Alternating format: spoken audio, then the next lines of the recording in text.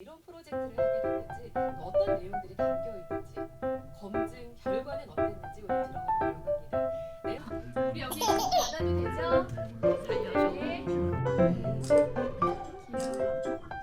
살려줘. 같이 찍어줄까요? 이 나사님. 프로젝트를 하게 됐는지 어떤 내용들이 담겨 있는지.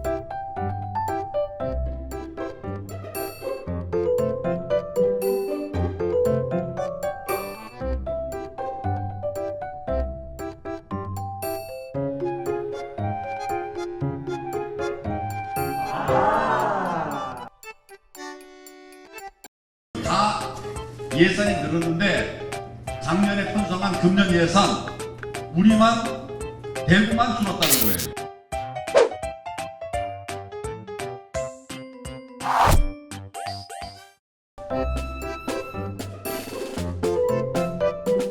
네 학생 가운데 두 학생이 지금 나와 있는데요. 김서연, 조현영 학생 어서 오세요. 안녕하세요. 네, 이른 아침에 학생들에게는 이 시간 어떤 시간인가요? 자고 있을 시간. 12시부터 활동을 시작하거든요, 아, 대학생은. 정말 이른 시간에 이렇게 또 인터뷰 위해서 나와줬는데 일단 대상 축하합니다. 감사합니다. 감사합니다. 아직 그 시상식이 31일에 있어요, 이달에. 네네. 서울에 또 방송회관까지 가야 하는데 대상 발표는 이미 났고 그 네, 대상 20일 에. 축하를 이미 어떻게 나눴어요, 친구들 네 분이서? 제가 먼저 주최 측에 연락을 받았고요. 그리고 받고 나서 이거는 전화로 전달을 해야겠다 싶어서 팀원들한테 하나하나 연락을 다 돌렸어요. 그런 생각이 가능할 정도였어요. 그냥 막 너무 기뻐서 바로 전화를 건 게 아니라. 한 10분 정도 이제 중간에 수업 중이어가지고 예. 중간에 전화를 받았는데 나가서 이제 빙빙 돌다가 와 우리 대상이야 이러면서 실감이 났어요. 전국의 다양한 대학생들, 뭐 중학생 이상 성인들도 참여를 했는데 그 중에 대상입니다. 아니요 실감이 안 나네요. 정말요? 상을 아직 받은 시상식이 아직 아니라서 네네. 네, 지금 좀 실감이 나네요. 방송에 오니까. 방송에도 이렇게 초대되고 합니다. 그죠? 기특합니다. 그런데 어떻게 이런 팩트체킹 공모전에 참여하게 됐는지가 궁금해요. 팩트 체킹 공모전이 말 그대로 팩트 체킹을 시도하는 대회인데 예. 저희가 다 언론인을 꿈꾸는 학생들이다 보니까 좀 언론과 팩트 체킹이라는 저희 관심 주제로 공모전에 참여할 수 있어서 좀 관심을 갖고 시도를 하게 된 것 같습니다. 아, 내 친구 모두 언론에 관심이 있었다. 그럼 평소에 뭐 가짜뉴스나 팩트체크에 좀 관심이 있었고 가짜뉴스 때문에 불편을 느끼거나 그런 부분도 있었을까요? 가짜 뉴스가 저희 주제하고도 좀 맞물리는 부분인데 저희가 대구에서 학교를 다니면서 그 대구 경북에 대한 지역에 대한 기사를 굉장히 많이 봤었어요. 네네. 근데 저희 넷 다 대구 경북 출신은 아니라서 이게 진짠가 하는 의문을 늘 가지고 살다가 이번 기회에 그중 하나를 검증을 해보게 됐고요. 아, 그러면은 주제가 자유한국당 그 황교안 대표의 TK 예산 홀대론, 이걸 정하게 된 건 어떤 과정을 통해서였어요? 7월 달에 그 팩트체킹 공모전 공고가 떴는데요. 그리고 황교안 대표가 그런 발언을 했을 때가 7월 16일 대구에 왔을 때였습니다. 네네. 그래서 마침 저희가 팩트체킹 공모전을 하자 이제 시작을 하고 아이템을 찾다 보니까 그런 황교안 대표의 발언들이 곳곳에서 뉴스로 쏟아지더라고요. 자연히 이게 사실인가라고 의심을 하기 시작했고 그게 마침 저희가 이제 취재를 시작하게 된 계기였어요. 사실인지 확인을 해본 대목이 네. 이제 황교안 대표가 대구시가 내년 예산을 3조 4,418억 요청을 했는데 지난 5월 말까지 각 부처의 반영 계획을 보니 대구시에 요청한 것의 80.9%, 2조 7,861억 원밖에 반영되지 않았다. 이게 대구 패싱이다. 다른 지역은 그렇지 않다. 이런 얘기였거든요. 이게 사실 확인을 해보니 어땠습니까? 저희가 각 정당에도 인터뷰를 요청해보고 또 지자체별 국비 예산 현황도 일일이 살펴봤는데요. 결론을 말씀드리자면 사실로 보기 어려웠다라고 할 수 있는 게 국비 예산은 세 가지로 나뉘게 되더라고요. 첫 번째가 지자체가 신청하는 신청안, 그리고 두 번째가 정부가 이를 보고 얼마 정도 반영을 할 수 있을지 예측하는 정부 반영안, 그리고 세 번째가 이를 국회에서 심의 의결해서 확정하는 최종안, 이렇게 세 가지로 나뉘는데 이 중에 황 대표님이 발언의 근거로 삼으셨다고 말씀하는 게 2020년 정부 반영안이었어요. 이제 80.9%라고 말씀을 하셨는데 저희가 대구시에서 자료를 받아서 계산해보니까 84.2%였었고요. 이걸 또 패싱이라고 보긴 어려운 게 보통 한 해에 대구시 신청안 대비 정부안 반영 비율이 85% 안팎이거든요. 특히 황 대표님이 권한대행 하시면서 예산안을 직접 심의하고 집행하셨을 2017년, 18년 예산도 각각 85.7%, 84.4%였어서 저희가 조사한 바에 따르면 팩트라고 보기는 좀 어렵다 말씀드릴 수 있을 것 같아요. 자유한국당 황 대표가 말한 80.9%로 대구 홀대는 사실이 아니다. 그냥 평균선에 있었던 거고 그 이전의 권한대행 시절과 비교해도 뭐 홀대라고 보기는 어렵다라는 게 학생들의 결론이었어요. 네, 맞습니다. 그러면은 다른 지자체들에 비해서 대구가 좀 예산을 많이 확보하지 못했다. 이 부분은 어땠어요? 그래서 저희가 정보공개 청구를 통해서 강력 지자체마다 국비 예산 책정된 것을 받아봤는데 일단 기준 자체가 달라서 저희가 수치적으로 대구랑 전남, 대구랑 서울 이렇게 비교하기 자체가 힘들더라고요.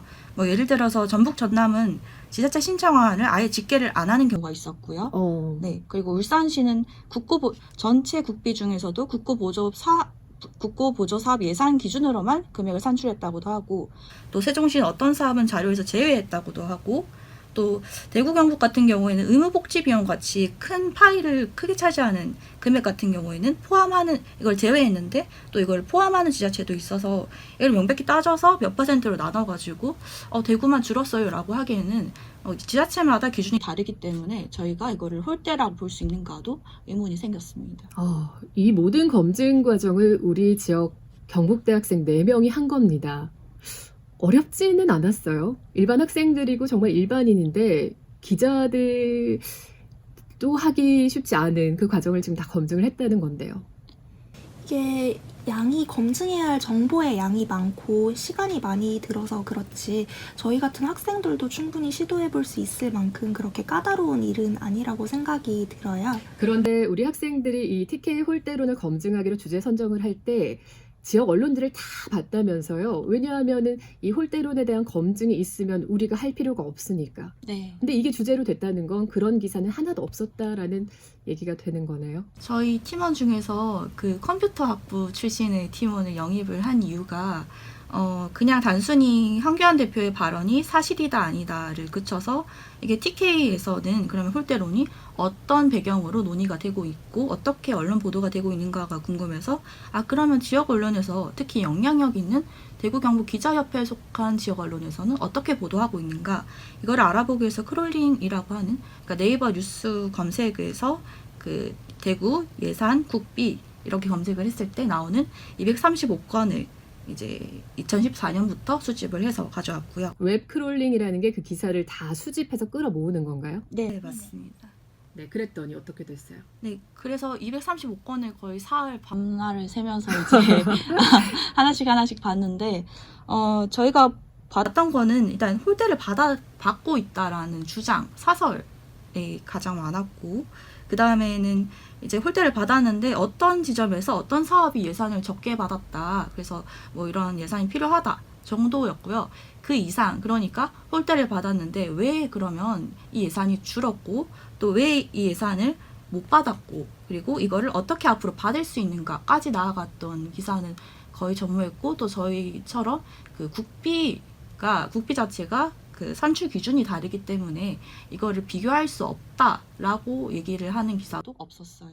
네, 서현 학생. 그래서 우리 학생들이 이 팩트 체킹으로 팩트 체킹 공모전 대상까지 수상을 했습니다. 지역 언론이 좀 반성해야 될 지점이 있네요. 어떤 이야기 하고 싶어요? 예, 아무래도 이게 자료를 조금만 더 찾아봤으면 어떤 부분에서 오류가 있는지 쉽게 알 수 있는 그런 내용이었는데 거의 대부분의 지역 언론 보도 기사가 황 대표님 발언을 그대로 담은 내용이라서 아쉬움이 좀 컸고요. 또 팩트체킹을 한다기보다는 황 대표님 발언에 더불어민주당이 반박한 성명문을 추가만 해서 보도하는 것도 있어가지고 대부분의 언론들이 공들여서 팩트체킹할 필요성을 느끼지 못하는 건 아닌가 하는 아쉬움이 있었습니다. 비판적인 기사보다는 그저 받아쓰기 저널리즘 요즘 이런 얘기 있는데 그런 지점 얘기하는 것 같고요. 그렇다면 우리 그 뉴스 소비자들에게 또 앞으로 기자가 될 친구들이니까 청취자들에게 마지막으로 한 말씀씩. 현영 학생부터 할까요? 사실 뉴스를 보는 데 있어서 시민 입장에서는 미디어 리터러시가 정말 중요하다는 생각이 들어요. 우리도 비판적으로 읽어야 한다는 거죠. 그렇죠. 지금 시민들한테 언론은 정보를 그래도 아직까지 보여주는 창이고 좀 믿을 만한 존재인데, 그게 믿을 만한 존재가 아니게 된다면 그건 시민에 대한 기만이 될 수 있다는 생각도 들고요. 또 네. 시민들 스스로 이를 필터링할 능력을 갖출 수 있는 그런 환경이 좀 만들어져야 되지 않을까 그렇게 생각을 합니다. 네, 우리 그 학생들의 이야기는 저희 방송에 담긴 시간이 좀 짧아서 대구 MBC 또 유튜브 채널을 통해서 더 이야기 듣도록 할게요. 서현 학생의 이야기도 그때 담도록 하겠습니다. 네. 친구들 축하하고요. 또 고맙습니다. 감사합니다. 네.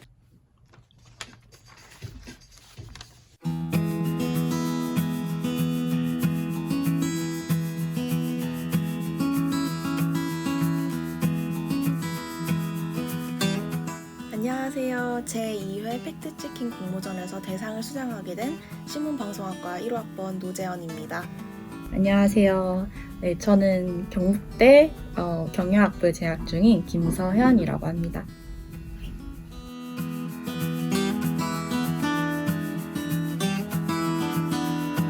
그 방송기자연합회에서 주최를 하고요. 뉴스터디라는 언론사에서 주관을 하고요. 두 가지 부문 나눠지는데 팩트체킹 부문이랑 그다음에 콘텐츠 부문을 나눠져요. 팩트체킹 부문은 실제로 이제 기사에 대해서 팩트체크를 해보는 그런 부문이고, 콘텐츠는 그 팩트체킹이라는 주제를 통해서 좀 홍보하고 알리는 그런 부문입니다. 저희가 모두 일단 그 기자나 PD 지망생이라서 자연스럽게 관심을 가지게 됐어요.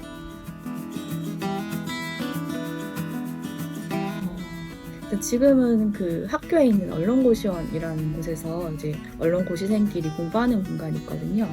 거기서 공부를 하고 있고요. 그전에는 뭐 고등학교 때 방송부를 하거나 아니면 저는 대학교 때 학보사 같은 걸 하거나 그런 활동을 한 적이 있습니다. 저는 우선 인터뷰 취재 위주로 했는데요. 지역 공무원이죠. 행정공무원이랑 그리고 더불어민주당의 홍일학 의원을 취재했습니다. 저는 이제 정보공개 청구를 17개 강력시 지자체에 돌리는 역할을 했었고, 그 다음에 그걸 바탕으로 또 그 지자체에 속한 예산 담당 공무원들을 인터뷰를 했었고요. 그리고 최종적으로 기사를 정리하는 역할을 했습니다. 한 사람은 크롤링을 통해서 기사를 이제 코딩해서 기사를 분석하는 역할을 했었고, 또 다른 한 사람은 자유한국당이나 아니면 대구시청 같은 곳에 인터뷰 취재를 했습니다. 사실 그 웹크롤링을 해서 기사 분석을 거의 200건을 넘게 했죠. 235건을 하면서 일일이 그 분석하는 과정이 되게 힘들었어요. 근데 그 힘들 때마다 저희가 대상을 받는 상상을 매번 하면서 역할극도 좀 하고, 이미 대상을 받았을 때 이렇게 하자. 근데 이게 현실이 되니까 정말 즐거운 에피소드로 남는 것 같아서 기분이 좋습니다.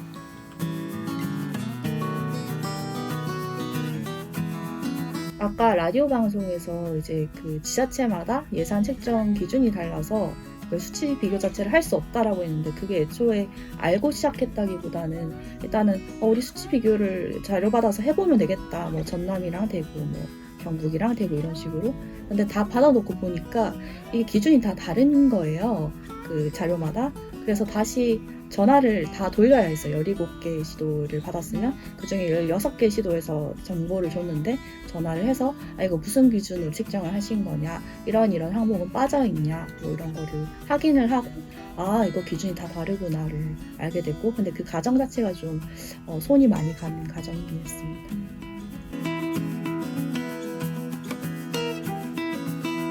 사실 20살 때부터 지금까지 대학 생활을 하면서 거의 20대의 절반을 여기서 보냈잖아요, 대구에서. 그러면서 자연스럽게 지역 언론을 자주 접하고 또 궁금했어요. 제가 지금 현재 살고 있는 이 지역에서는 어떤 일이 일어나는지, 또 어떤 오보가 있는지, 가짜뉴스가 있는지 궁금했고, 그런 것들을 저희가 한번 보고 체크를 해봐야겠다, 이런 생각이 들었습니다. 처음으로는 이제 현영이라고 저랑 학부사를 같이 했던 선후배 사이인데 그 친구 먼저 선배 공모전 한번 들어가 볼래요? 뭐 이런 얘기를 해서 시작을 하게 됐는데 그러면 우리가 좀 더 큰 주제를 다루려면 사람이 더 필요하겠다 해서 마침 제가 재원이랑 그 언론고시원에서 같이 공부를 하고 있었거든요. 그래서 재원이 보고 너도 할래 해서 3명이 모였고요. 팩트체킹 외에도 TK라는 지역에 대해서 그리고 TK의 뉴스 보도에 대해서도 알아보고 싶다 해서 그럼 우리 데이터 같은 것도 분석을 해야겠네. 그럼 기술자가 필요하다 해가지고 또 같이 언론고시에서 공부하고 있는 선배한테 선배 컴퓨터 바꾸죠. 코딩 좀 해요? 이래가지고 또 섭외를 해왔습니다.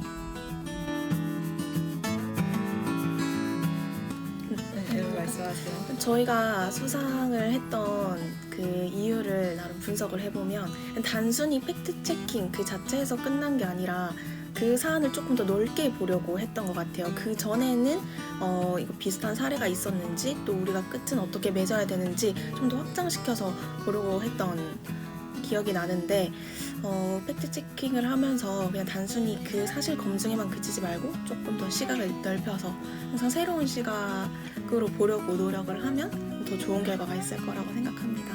그리고 또 가짜뉴스다 아니다에 집중하지 않고 이 사실이 일단 사실인지에 대해서 궁금하니까 거기에 대해서 좀 충분한 근거를 가지고 얘기를 해야겠다.